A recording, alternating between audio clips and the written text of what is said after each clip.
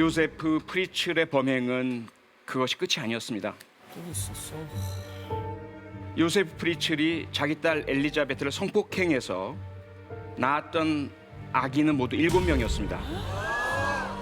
그런데 앞서 말씀드렸던 19살 딸, 18살 아들, 5살 아들 말고 나머지 3명은 이미 요세프와 그 부인의 자녀로 입양되어서 그 집에서 살고 있었습니다. 어떻게 그런 일이 가능했을까요? 성폭행을 하다가 임신을 하고 자기 딸이 아기를 낳을 때쯤 되면 걱정을 했던 거지. 어떻게 해야 될까? 아기가 태어나면. 그러다가 요세프가 생각해낸 방법은요, 아기를 집 앞에 가져다 놓고 자기 아내에게 여보 우리 딸이 아기를 여기 두고 갔네. 3번 연속 그 방법을 쓴 겁니다. 그래서 아기 3명을 다 입양해서 자신의 호적에 입적시키고 키워왔던 것입니다. 이상하지 않습니까? 7명 낳았다고 했죠. 그런데 3 더하기 3은 6입니다. 나머지 1명의 아기는요, 이 아기는요 태어나자마자 청색증, 심장질환, 무척 병약했습니다. 바로 응급조치가 필요했습니다. 병원으로 데려갔어야 하죠. 딸의 간곡한 요청, 아빠 제발 이 아기 병원에 좀 데려다 주세요. 무시했습니다. 방치했어요. 죽게 만들었습니다. 그리고 그 아기가 죽자 쓰레기 소각장에서 불에 태워서 그 시신을 재로 만들어버렸습니다.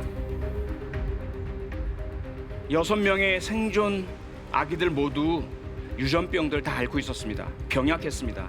특히 그 3명은 평생 빛도 보지 못하고 공기도 잘 통하지 않는, 산소도 부족한 그 지하 공간에서 감금된 채 살아갈 수밖에 없었고요. 그래서 계속 병원 신세를 지면서 지금까지도 살 수밖에 없는 그런 상태입니다. 정말로 제가 여러분께 차라리 저를 뽑아주지 말으셨으면 하는 마음을 가졌을 정도의 이야기였습니다. 하지만 그 이면에 있는 것은 무엇입니까? 이러한 괴물과 악마의 탄생은 무엇의 결과다? 아동학대의 결과라는 것입니다. 더 이상 나타나지 않게 해야 되지 않겠습니까? 물론 분명히 앞서 제가 말씀드린 것처럼 아동학대 피해자의 대다수는 이렇게 되지 않습니다. 그 피해자들 대다수는 스스로의 강구한 용기, 끊임없는 노력, 주변의 도움으로 그 피해를 안고 살아가거나 극복합니다.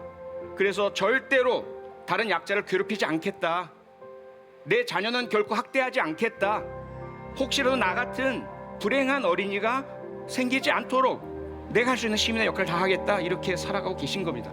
그분들 덕에 안전하고 평화로운 세상에 살고 있는 것이죠. 하지만 그 수가 아무리 작다 하더라도 앞서 말씀드렸던 아동학대 피해 증후군 때문에 자신의 부모를 살해하는 끔찍한 일이 벌어지거나 또는 그들 스스로도 아동학대 가해자로 변해버리지 않도록 우리의 노력이, 관심이 필요하지 않겠습니까?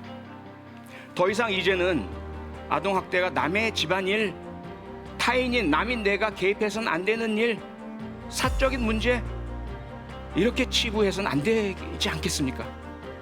우리의 관심이 필요합니다. 아동학대를 보거나 의심한다면 반드시 신고해 주시기 바랍니다. 아동학대, 우리가 노력하면 막을 수 있습니다. 하지만 우리가 무관심을 유지한다면 그 중에 어느 누구는 우리를 역공격하는 끔찍한 괴물이 될 수도 있다는 말씀 꼭 드리고 싶었습니다. 셜록 홈즈 세치어 표창원이었습니다.